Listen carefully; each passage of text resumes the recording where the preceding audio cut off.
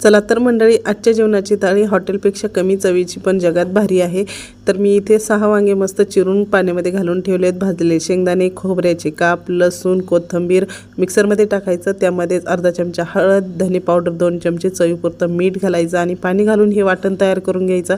इकडे गॅसवरती कढई ठेवून त्यामध्ये तेल गरम करायचं आणि त्यामध्ये जी कुरडई आहे ना ती मध्येच तळून घ्यायची तोंडी लावण्यासाठी। त्यानंतर मी पांढरे शुभ्र असे मस्त गोल गोल जे आहे फुलासारखं तळलं की छान फुलतं। हे मला काय आहे तुम्ही कमेंट करून नक्की सांगा।